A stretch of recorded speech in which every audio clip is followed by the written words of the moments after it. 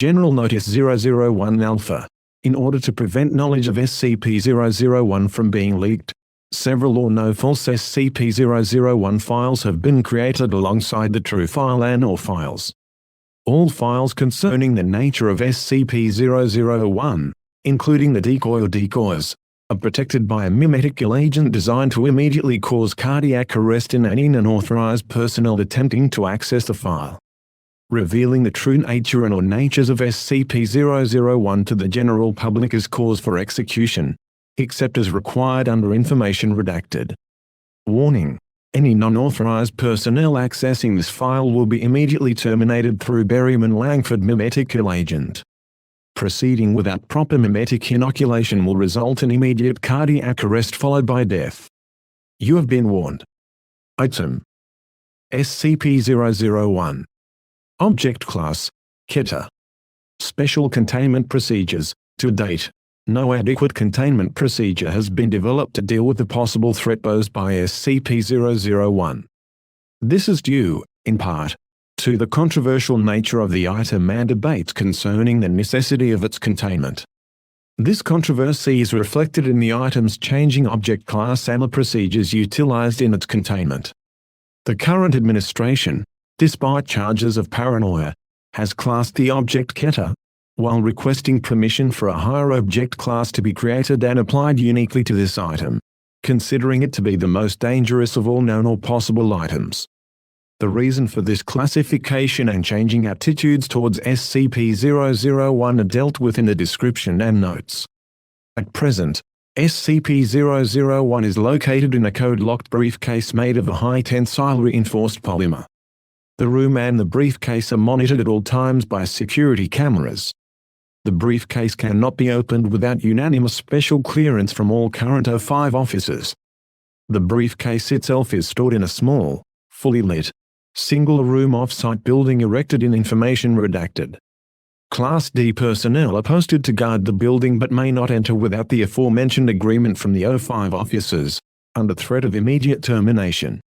This off-site building exists for the sole purpose of housing SCP-001 and is wired for detonation in an emergency. It is the opinion of the current administration that SCP-001 represents the greatest threat to national and global security known to exist. Nevertheless, due to special circumstances regarding its mode of function, further research on the item is disallowed, despite its promotion in the past, when SCP-001 was contained in minimum security conditions. Description: SCP-001 is a simple sheaf of papers, stapled together in the top left corner. The top sheet is a covering sheet reading simply, "Confidential report on special items, classified."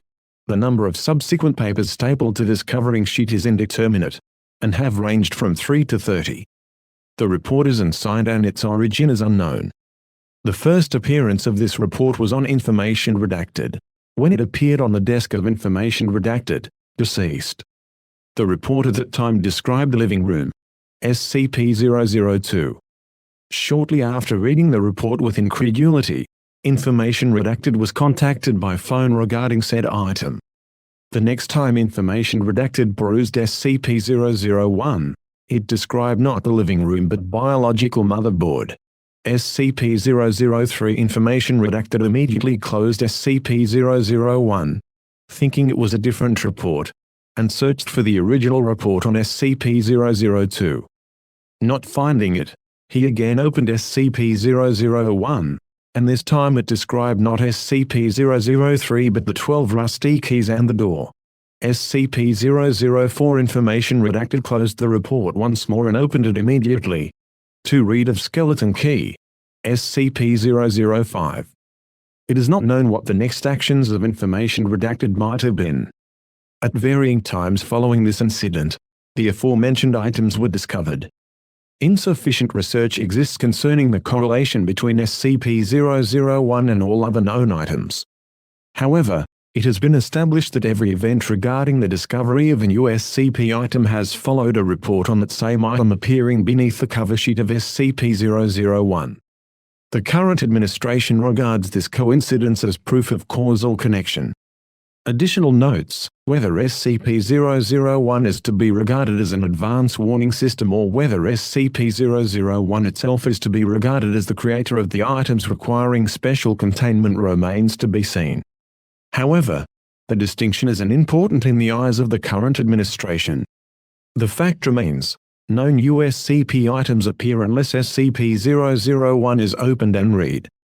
It is for this reason that the current administration refuses to repeat the mistakes of the past, mistakes that have resulted in over 1,000 SCP items coming to their knowledge of the SCP unit. Arguments concerning the non-lethality of SCP-001 itself, its theoretically beneficial use as an SCP warning system, or its use as a progenitor of advanced biological and non-biological weapons have not swayed the current administration. Nor have arguments criticizing the extreme containment procedures employed in respect to an item that displays no nefarious qualities and is not animate as such. Critics are reminded that these procedures are intended not to contain the item itself, but to isolate it from human interaction, which is to be regarded as the true threat. Although the current administration refuses to remove the object from isolation barring special authorization as noted above, past administrations have counseled daily with the item, and future administrations will no doubt counsel similar behavior.